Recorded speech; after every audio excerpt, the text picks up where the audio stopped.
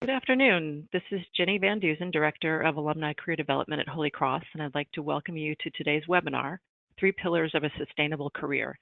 This is the next installment in our series of web-based presentations covering a broad range of career development topics. Today, I'm very happy to welcome Matt Kersey, class of '83, to talk about the three pillars of a sustainable career. Matt's career began in the pharmaceutical industry after receiving a PhD in chemistry from Duke University. Throughout his career, he often found that technically brilliant people had not developed the skills necessary to effectively collaborate in developing new medicines. Matt's focus is coaching and training technical professionals to be excellent leaders. His academic, corporate, and entrepreneurial experience has helped him see how the three pillars he will explore with us today are the key to sustainable careers. We'll be together today for a little under an hour. Matt will speak and will then take questions from you for as long as time allows. I encourage you to submit questions throughout this presentation by checking out the question function located on your webinar toolbar to the right. Thanks again for joining us, and now it's my pleasure to turn things over to Matt. Thank you, Jenny. Thank you very much, everyone, for being here. Calling in from Raleigh, North Carolina, where we got a lot of snow for us, 6 inches, and we're digging out, but it's wonderful that we can get together without having to go outside and just be online.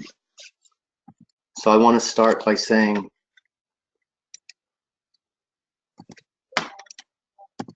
that it's not our parents' workplace. You know, it's not even the workplace I started in almost 30 years ago. But back in the 1950s, businesses and jobs were very different than what we experience today.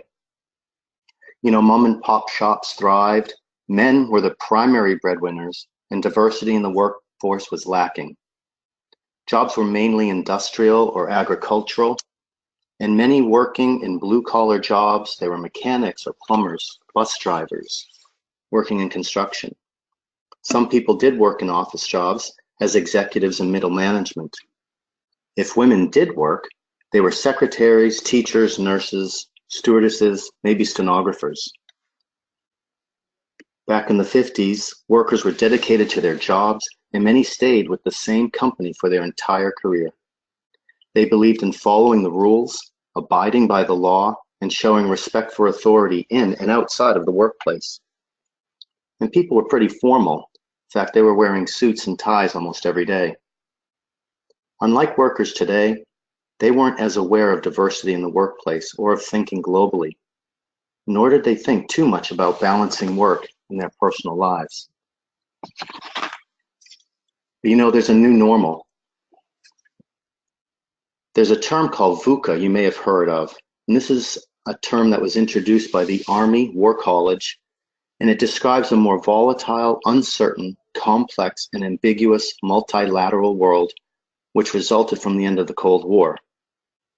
Now, the acronym VUCA was not created until about around the 1990s, and it was not until the terrorist attacks of September 11, 2001, that this notion and acronym really took hold.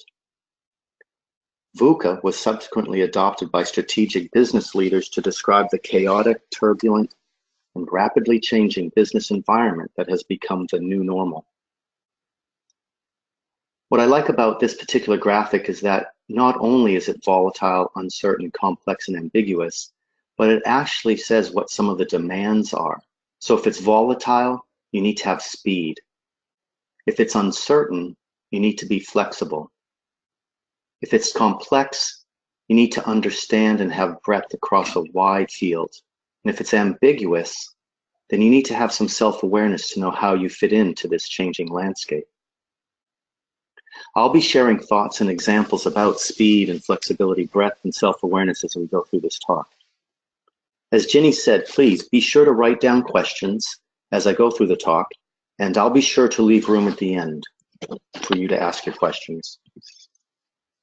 Let's explore a little bit more. There are 4 or 5 generations working together now. Each have their beliefs, values, strengths, and weaknesses. And leaders need to develop the skills and experiences to be able to effectively communicate with everyone in the organization to maximize their performance and success. And we all know and experience daily the rapid change in technology. It's hard to imagine how technology will evolve and be used in our work and personal lives just a few years down the road. As you can see in this graphic, the innovation cycles have reduced dramatically in our digital environment. It took 38 years for the radio to reach 50 million active users. It took only a third of a year for Google to achieve the same number. Now, the use of technology is enabling people to work from home or make a living as freelancers who work wherever in the world they wish to. And there are some reports saying that in the not too distant future, more than half of us will be working from home. I'm wondering how many of you listening today are working from home or in a coffee shop somewhere being able to dial in. This is unheard of when I first started in my career.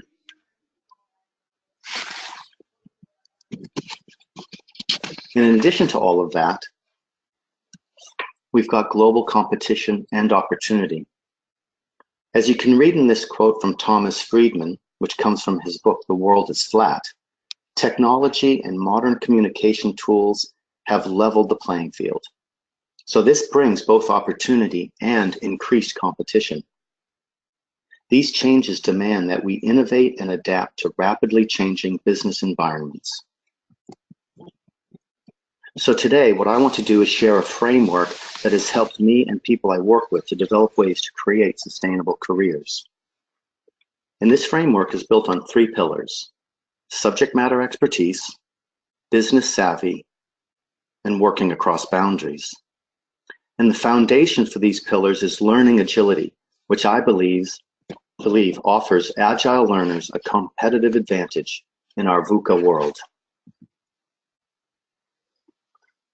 So Jonathan Ive says, it's actually a rare and precious thing to discover what it is you love to do, and I encourage you to remain unapologetically consumed by it.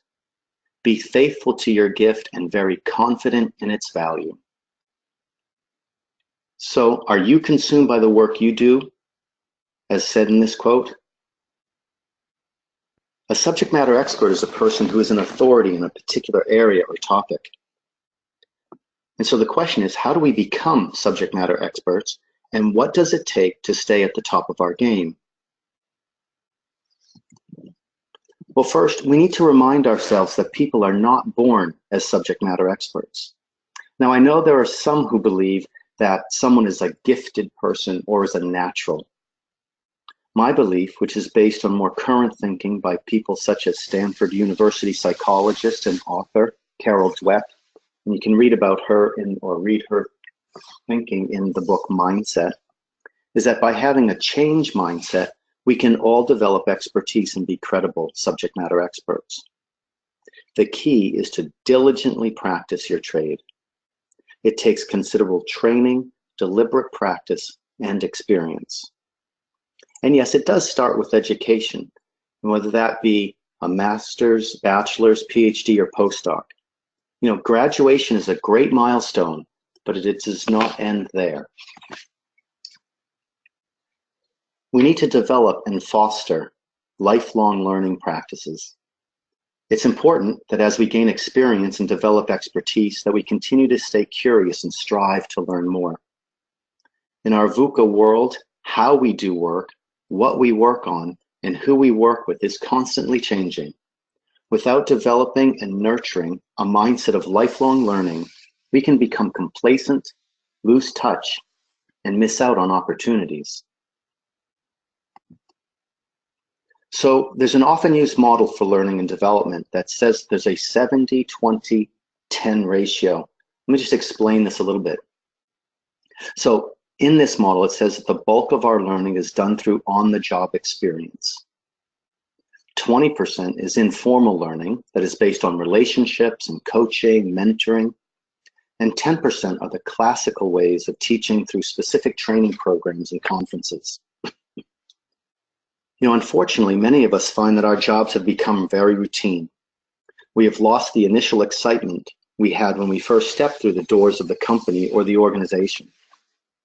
We develop patterns and routines and stop looking for new, innovative, and more effective ways to do our work. We subscribe to the view that, well, that's the way it's done around here, and stop asking why.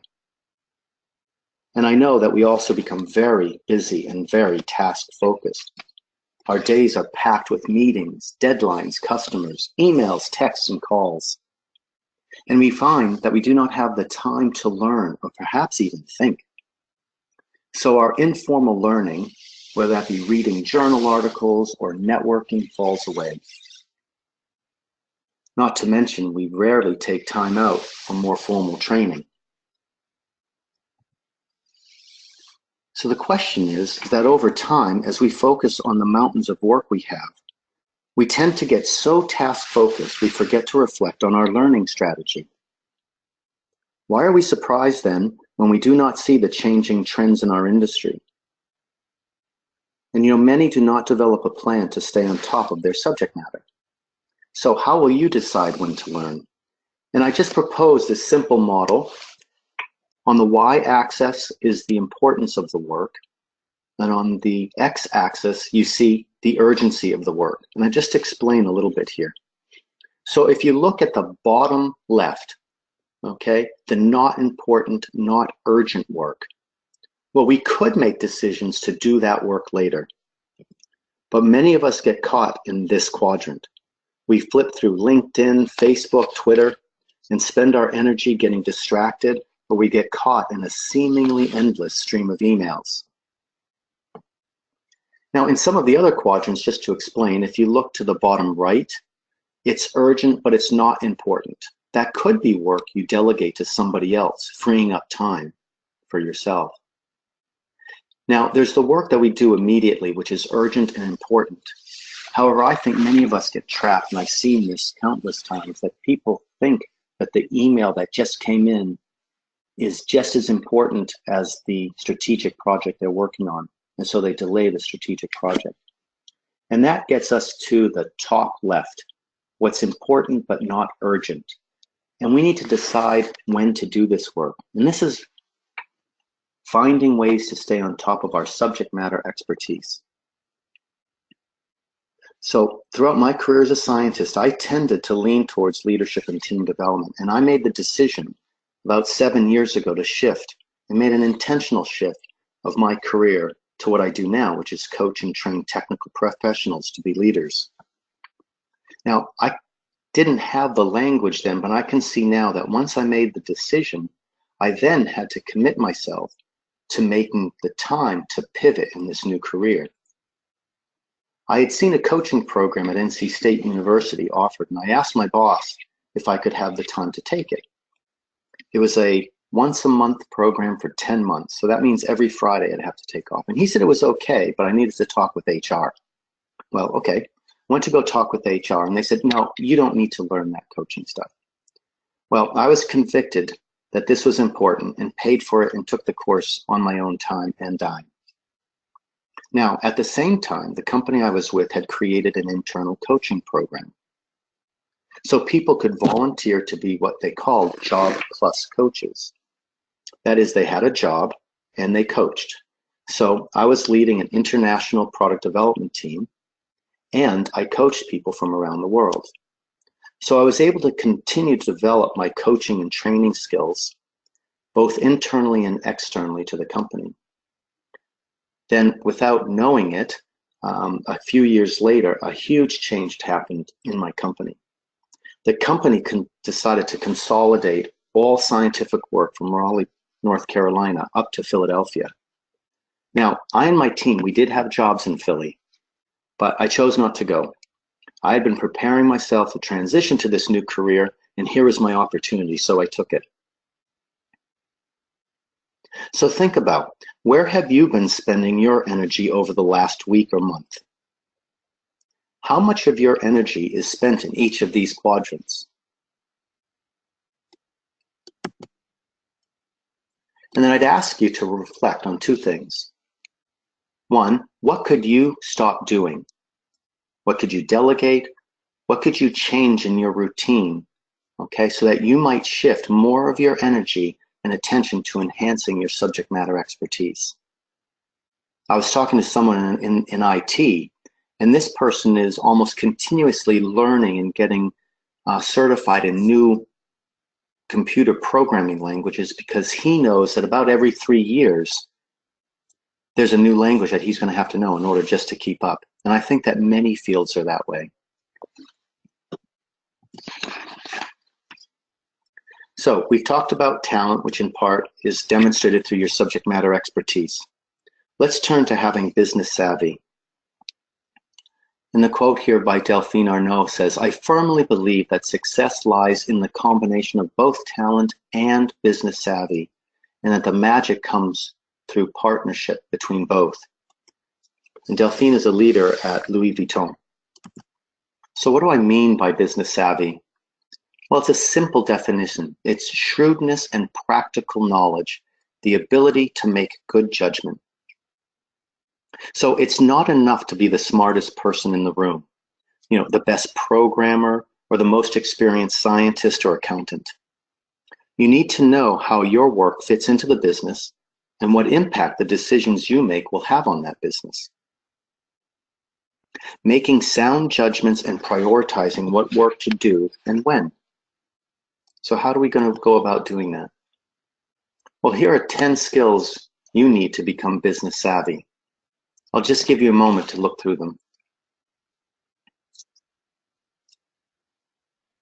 You see, it's important to know how your subject matter expertise is integrated in and impacts your business.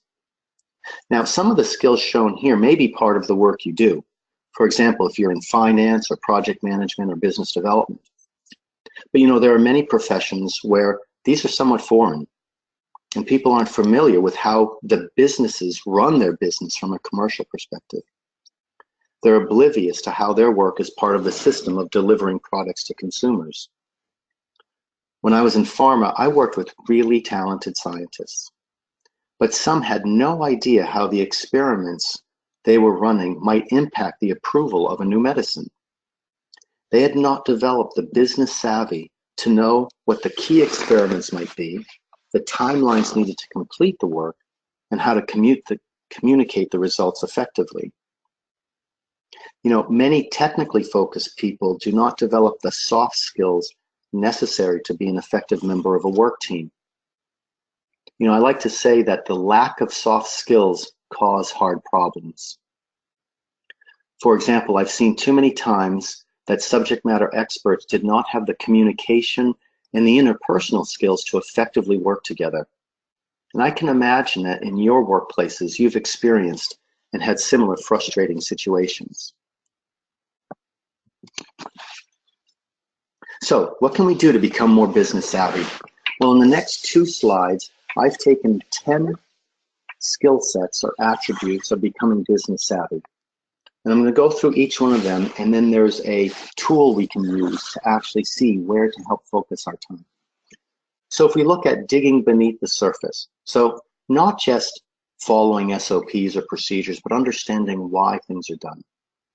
We may need to be developing new skills in order to be more effective in our jobs. And we need to not be afraid to be different. Maybe there is a better way, and do we have the courage to express our views? We need to leverage insider knowledge. How are things done in this particular company? And be curious about your work.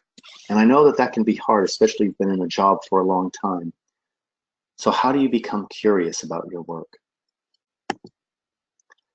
The next set of 5 are using social skills. So how you interact with others, listening more than talking.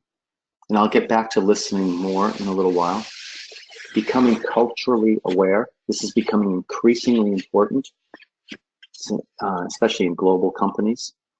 We need to be very prepared in the work that we do, and we need to be humble, but not too much. We don't want to be a doormat to people. Okay, so there are these 10 particular traits that we could all develop and improve upon. And I want to give you a tool called a wheel, all right, of being business savvy. So think for a moment that you draw this wheel, okay? And then at the center of the wheel, we'll place a 1. And what this signifies is that you're not very good at it, or you don't do it very often. You can improve. And the 10 is, this is absolute best in a particular area. So then you want to look at each of the traits that you've put into your wheel and say, well, how am I doing in that? How satisfied am I with my skill or ability? And say maybe listening more than talking, you're maybe at a 2, and culturally aware, a little bit more than that. You really feel that you're very prepared, you're pretty humble, and you use social skills pretty well. So you look at this and you say, well, what does that tell you? And you might say, well, you know, for me to really get better at my job, I need to be listening to the people that I work with and really hear what they're having to say. So this green line is where you want to go. Well, you now know where you are, the purple line. You have seen where you want to go, the green line, and there's a gap. And so now it's the work to do in order to improve that skill. And we're fortunate in our digital age that there's so many resources on the web that you can get to. In this particular case, listening, you know, more than talking. But you could use it for any one of the quadrants. So where might you need to become more business savvy? And what one step will you take in the next month to become more business savvy? Love to, you know, wish we were actually having a dialogue here to hear what you have to say. Well, let's move on. So do you remember Richard Earl Thomas? Richard Thomas, he was John Boy on Walton, on the Walton Show way back when. And he says, if people work together in an open way with porous boundaries, that is, if they listen to each other and really talk to each other, then they are bound to trade ideas that are mutual to each other and be influenced by each other. That mutual influence and open system of working creates collaboration. So we're aware that we need to stay current in our subject matter. And it's important that we work and be business savvy enough to know how the work we do impacts the decisions made in our business. The final pillar is the ability to work effectively across boundaries. I'm sure you have a number of examples, and I've seen throughout my career leading teams in pharmaceutical development. You know, I witnessed really bright people, strong in their technical skills, getting sidelined for promotions or not being tapped to be members of key projects because they had not developed the interpersonal skills to work effectively across boundaries. And what do I mean by boundaries? Well, for example, you know, R&D scientists working with sales and marketing, or finance interacting with clinical development or quality functions. It's also important to be able to work across boundaries because there's a trend that continues to grow, and that's outsourcing of work to external vendors, either within our country or overseas. Again, getting back to be culturally savvy. Remember Thomas Friedman's book I mentioned, The World is Flat? Well, he states that work will flow to the least expensive producer who can deliver a service or product at an agreed level of quality. This trend led to many jobs being outsourced, and those remaining in the company needed to be able to work across these external boundaries. And I saw that very much in the development work that I did, that we would contract out work, and our scientists, one, had to have expertise in their subject matter.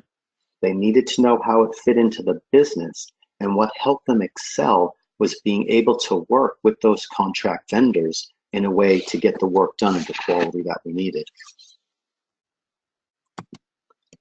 So there are two fundamental interpersonal skills that we need to develop to work effectively across boundaries. The first is listening to connect, and the second is asking questions for which we do not know the answers. Let's get into those a little bit more. So listening is not commonly practiced in our busy worlds. And we need to listen more than speak to hear the underlying issues. I'm just wondering, when was the last time you felt that you were really being listened to? Maybe more importantly, when was the last time you took the time to listen deeply to a coworker, a boss, or your significant other? It's not easy. There was some work I was doing. I was a new leader, and this group that I was with were not communicating well. and we needed to make an important decision on a capital equipment purchase. And I could see that people were not listening. So I actually had an Apple at the time, and I took this Apple and I said, okay, this is what we're going to do. We're going to call it Apple time. And the rules of Apple time are that we agree the content, and in this case it was like, should we invest? And then each person would be given 3 minutes. They'd be holding the apple while they were speaking, and no one could interrupt. We'd all be listening, active listening. Every person would get their 3 minutes. And what we found is that as people were speaking and listening, that there was really much more agreement than what had been previously thought. And the reason why people hadn't been thinking there was agreement is that people hadn't listened to one another. They kept wanting to jump in and say their piece, and so they felt they weren't being heard, and so they'd have to repeat. Well, we were able to make this decision in less than 30 minutes. It was a sound decision. It worked very well for our organization. We brought in the technology, and it helped us in our product development, which was dermatology at the time. In fact, this Apple time was coined then by other groups as a way of helping everyone be heard, being clear on what needed to be done, and making clear decisions.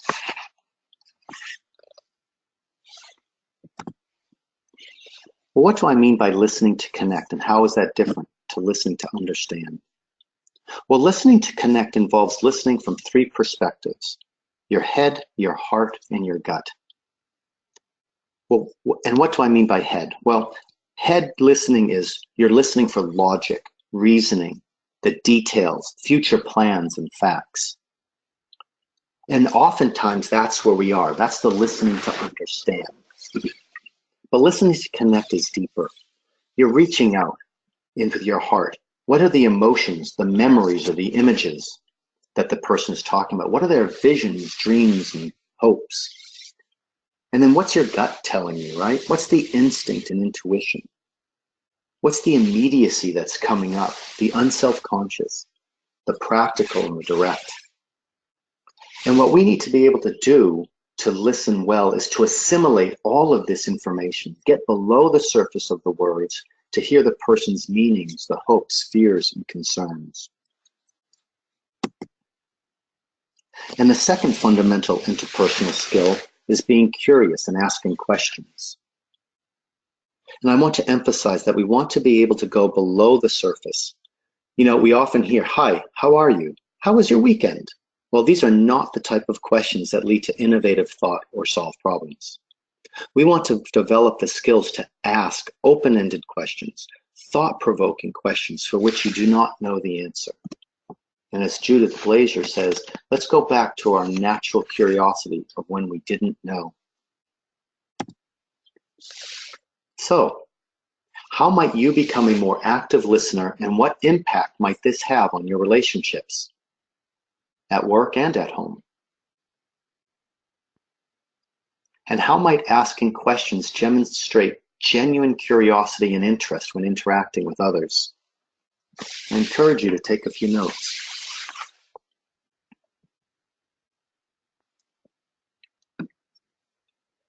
All right, let's move on. So this quote from Seymour Papert, he's a South African-born American mathematician and educator, and he spent most of his career at MIT. And he says, we need to produce people who know how to act when they are faced with situations for which they were not specifically prepared.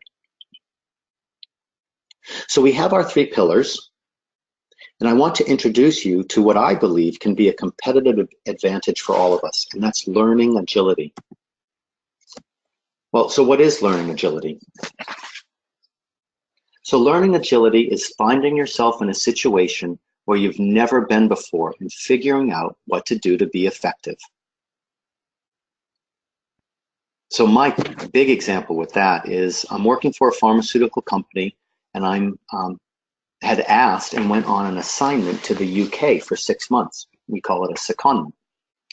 So my wife and I took our 2 daughters, 4 years old and 18 months old. We fly over to the UK, and we're living in another family's home, and that family was living in our home in the US. Well, we wake up the next morning and we had to figure out how to drive on the other side of the road, where the gas station was since we didn't have any petrol. We had to learn where the stores were and how to just get along in a new environment. So that's an example of how you go about trying to figure out how to be effective. Well, then on the Monday, I go into a new job. So I had to find out where to go, where this new work was, how to function in the new laboratories that I was in, what the rules of the game were, how to use the instruments that were there. So that's the kind of thing we're talking about learning agility. And I want to make a distinction between ability and agility. So ability is the means or the skill to do something. So that's the talent, the skill, the proficiency of something. The agility is the power of moving quickly and easily, and it requires elements of self-awareness and emotional intelligence. And let's go a little bit deeper. So ability we have at the bottom here, you see in this blue circle, and above ability is your agility. And learning agility is broken into 9 dimensions, which you can see here.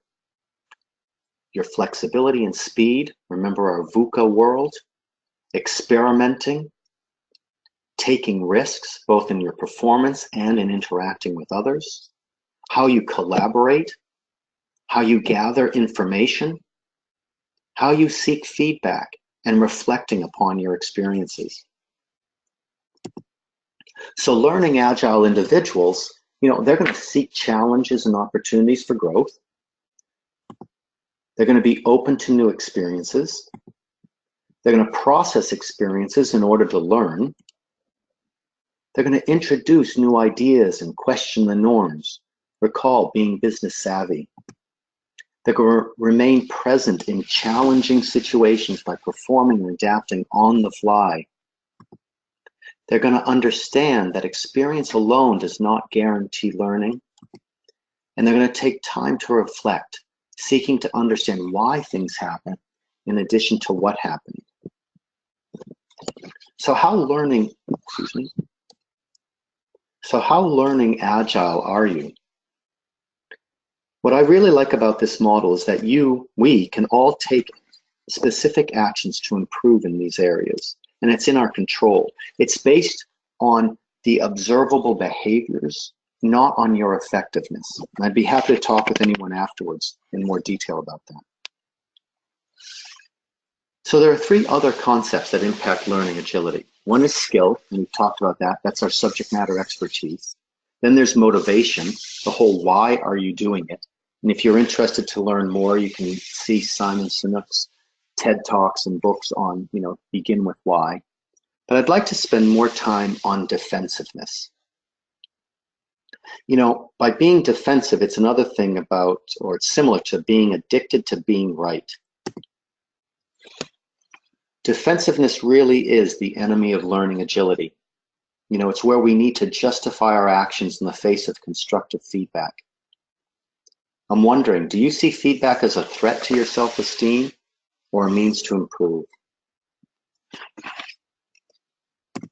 Norman Vincent Peale said, well, the trouble with most of us is that we would rather be ruined by praise than saved by criticism.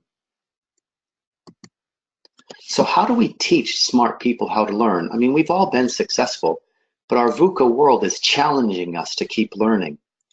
And there was an excellent article by Chris Adgeris in 1991 called Teaching Smart People How to Learn.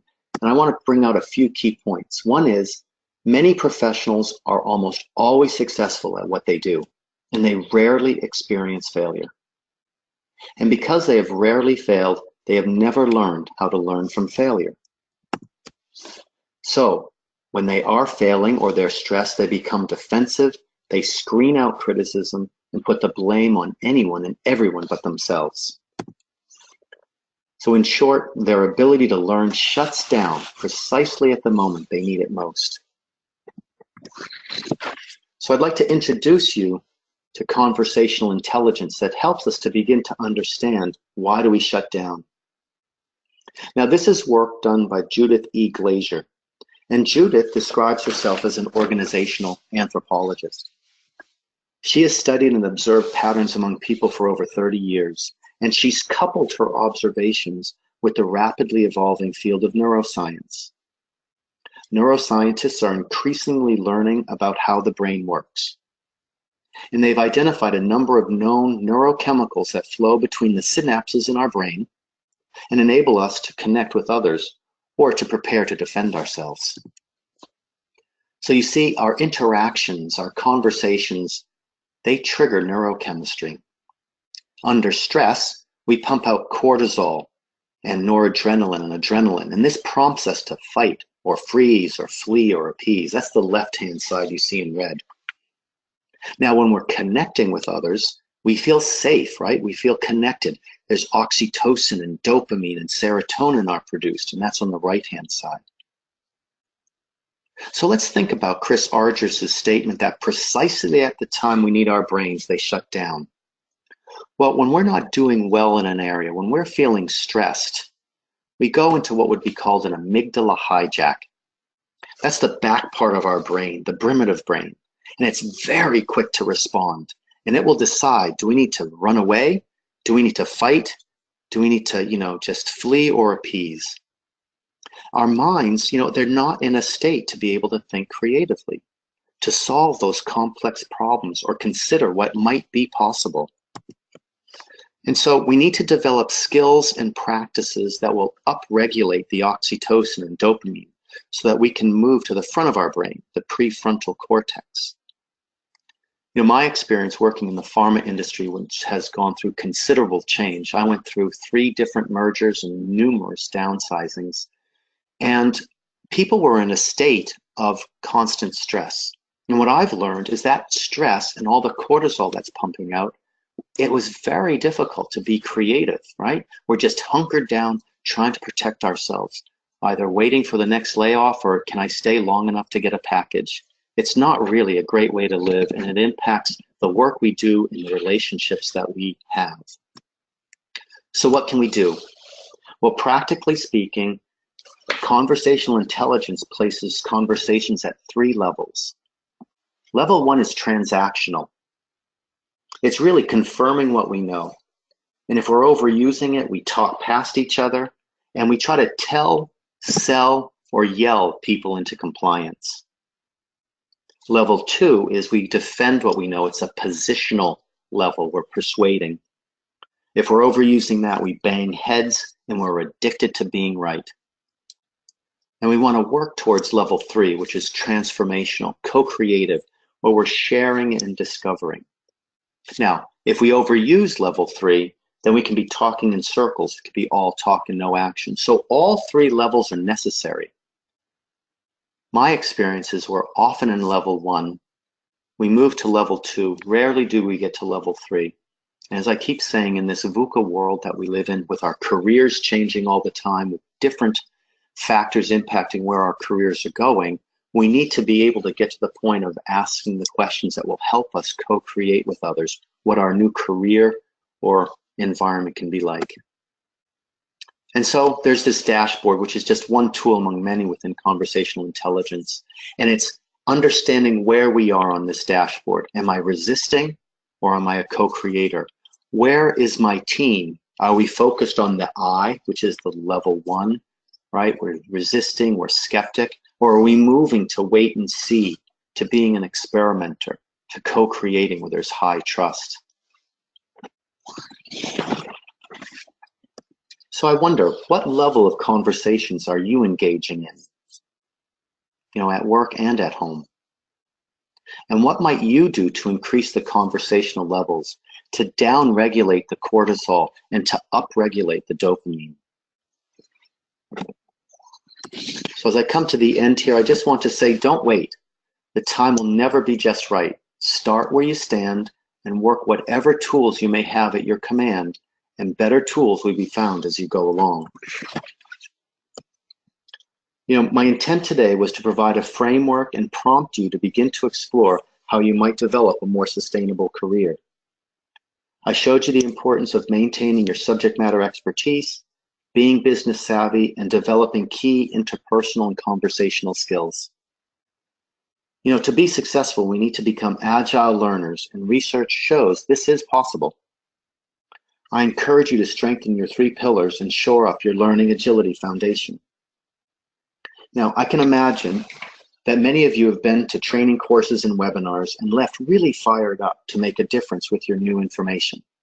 But you got back to your workplaces or home and put the information on a shelf. It collected dust and your intentions just fizzled. So if you're serious about developing a sustainable career for you or your team members, be happy to connect with me and we'll schedule the time to get together and see what we can do. Now, Ginny, I'll turn it over for questions that people may have. Okay. We do have a few that have come in. Let's start with one about transitioning. What are some good practices if we know we want to transition out of a field but aren't sure what field to get into next? Great. Okay. So you know you want to transition out but not sure where to go. What I've experienced and what I'm seeing more in the literature now is start to experiment. So if you recall on that dashboard, you want to be an experimenter. Try some things. For example, there are volunteering activities. There are non-for-profit organizations you could be part of that could give you some sense of, is this the kind of work that I want to do?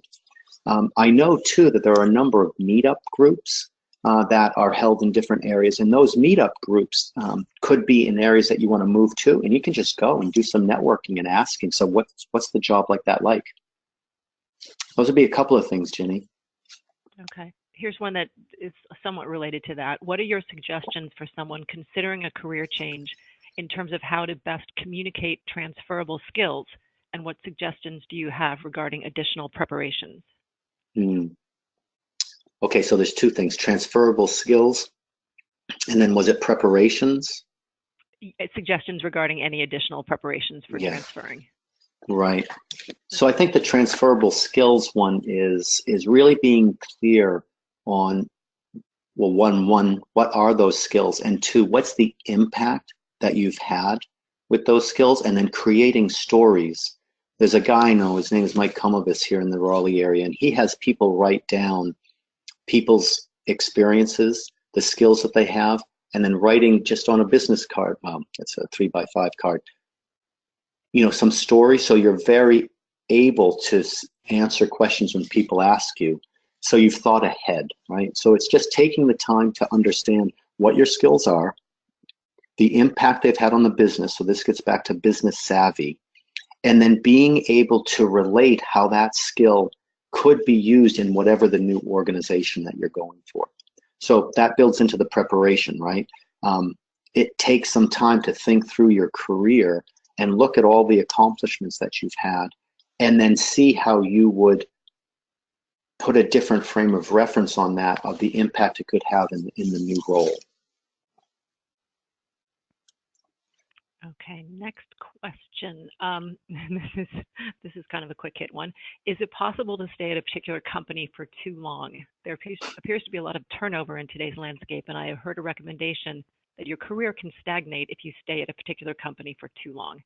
Yeah, that's been a real change, right? I mean, my experience was I worked in a pharma company that became 3 different companies over my career there. It had merged, those times. And it is kind of rare right now that people will last as long as they do in one career. I know the marketing people that we work with, they change jobs almost every 2 to 3 years. My understanding is that people look at resumes or your experience now, and they expect to see more change than they did when certainly I started out. And, so whether you actually change company or you change roles within a company, I think people are looking for those kinds of new experiences. That's my understanding, yeah. All right, next question. How do you recommend avoiding scientists how do you recommend that scientists avoid getting typecast into their particular disciplines? Many scientific jobs require multidisciplinary approaches, so is there a way to market oneself as being flexible outside of their primary discipline? Yeah, that's hard. I mean, when I was working in pharma, I had a boss for 10 years who was very, very much along the lines of, you need to be deep in your science. It's sort of that like that ivory pillar, that you're on. And he would just not support people moving into other roles, whether that be regulatory, QA, that sort of thing. So in order to market yourself, one way I found to be effective is assuming you're in a project team, which is multidisciplinary, is show interest with other people. Perhaps you can take on small parts of those roles within the project team that you're in, start demonstrating some skills, and start developing some credibility. And then there's just interacting with people in those other groups, so they get to see you beyond just you as the scientist on the team, but as a person who has other skills. That's what I found to be effective for people who wanted to make those transitions. Yeah, I think that's good advice, and I think that is applicable in a number of different fields. Yeah. All right, so here's a question, and it looks like this might actually be the last one we've got. Are there any opportunities for formal or informal learning that you would recommend for someone transitioning from a technical position to a management position to gain more business savvy? Is getting an MBA an advantage? Okay, so I'm of two minds on that one. And this is the experience I had someone reporting to me when I was getting pharma. And he wanted to get an MBA, which was great. And the company actually, though, didn't support him in that, because at least the company I was with, said, you're a scientist, you don't need an MBA. Now, he went ahead and paid for it, got the MBA, and now he's with a different pharma company in a very different role where he's using those skills. So I think it's going to come down to what does your organization support? How open-minded are they to learning and you developing these new skills? I would need to know more about some specifics of where they are as far as formal, informal. I mean, my experience was I took formal coach training at NC State University, even though the company that I was with didn't support paying for that. They said I could take a 2-day internal training course and that would be enough, which it wasn't for me. And so I just was able to negotiate with my boss to take time off from work. But I know a number of people who will take formal training, but they'll do it at night or that sort of thing. Back to the MBA, I think if you really want to move into more business related, then yeah, I would think that would be a useful education of the mindset that the more education you have, the better. But it would depend on what kind of companies you're looking to target to go to. Okay, and I lied. We do actually have one more question. Okay. What would you suggest to those who may feel plateaued in their career field to feel renewed, other than to leave the field entirely? Mm-hmm. Yeah, I saw that. That was refresh. Yeah, that was hard because I saw that question in the that had been asked when a person signed up, and one of the things is try to reflect back on what brought you into the field. In the first place, assuming you had some excitement back then, try to recapture that. Look to see what's changed in your field. And that may require you going beyond your company in terms of what the literature's out there, what's happening in the world, and can you introduce some of that newness into your work? Now, again, it's hard for me to answer this question specifically because I don't know the work environment. So reflect on what brought you into the field, what excited you about it, how could you recapture some of that by looking external and maybe bringing some of that into the organization. Okay. I think that wraps it up. Matt, I want to thank you for sharing your time and your expertise with us today. And thanks to you, our listeners, for joining us. A recording of this presentation will be available on the alumni website within a week, and you will receive an email when it is posted. You'll also receive a short email survey about this webinar, and I encourage you to share your feedback with us. If you have any follow-up questions, please feel free to reach out to the alumni office. Stay tuned for more career webinars in the months to come. Again, thanks for joining us and have a great afternoon.